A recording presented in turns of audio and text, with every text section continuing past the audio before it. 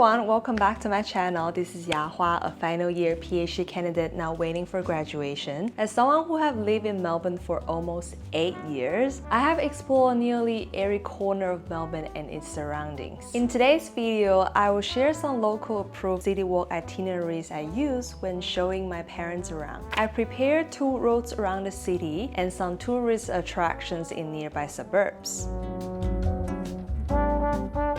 First route is in central to northern Melbourne, starting from the State Library Victoria, going all the way to the Royal Exhibition and Fitzroy. State Library Victoria is located in the center of the city.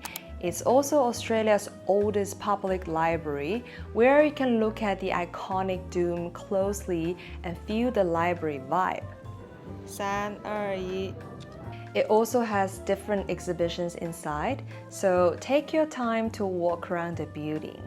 Opposite the library is Melbourne Central, a shopping center with the train station underground. It also has a short tower museum inside. Going towards the north, you'll find Queen Victoria Market, where you can get a sip of coffee or hot chocolate among butchers and vendors. Hop onto the train and head further north, you can get to the University of Melbourne, where I spent the past 8 years. 后面这里是我们学院的这个老师的办公室，就在这里，就是教授啊什么。这是我女儿的母校。This is where you can see a range of heritage, gardens, and contemporary architecture. The old court and old arts are the oldest buildings and the most photogenic spots. Very 舒服。Very 舒服。考虑入学吗？你这里有老人大学吗？有老年大学。没有。Heading towards the east, you reach Melbourne Museum, where you can find specimens such as kangaroos, birds, and dinosaur fossils. Right next to the museum is the Royal Exhibition Building, where markets and events are held, and it even functions as an exam center for university students. If you still have energy, you can take a few minutes walk to Fitzroy, a hipster area with lots of vintage shops, bars, restaurants favored by local people.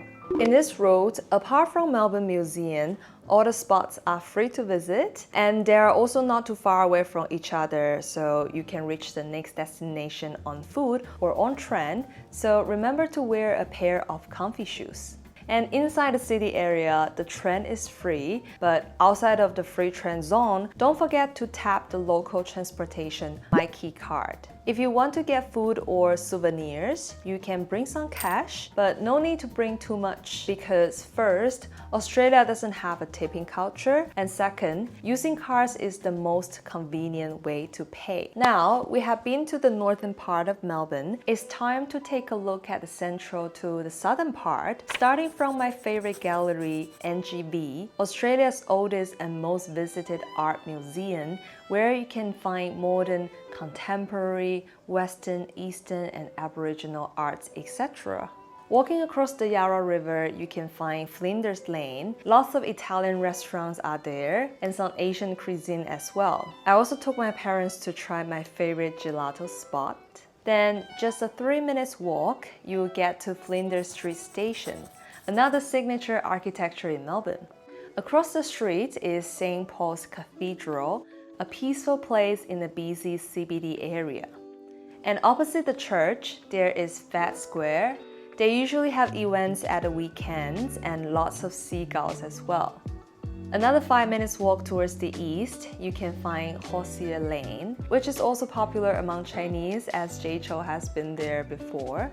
Sometimes you can spot artists making graffitis over there.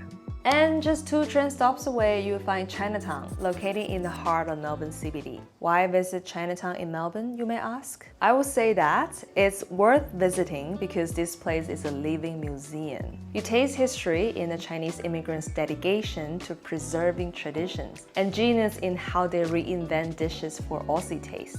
Outside of the CBD area, I took my parents to visit Springvale to get authentic pho. And then we headed to Moonlit Sanctuary to feed kangaroos and pet koala. Hello. 像符一样就摸着。阿福 He say it touch like our cat. She does have very soft fur. Then we went to Red Hills Winery to taste different wines with paired chocolates. 他说是惊喜，惊喜你会想要买一瓶回去。 Never mind your phone. OK。 Smell. Yum. Oh. 哦， Sangria. 这个好喝。 Another interesting route we took was Olinda Tea House for morning tea and seeing alpacas.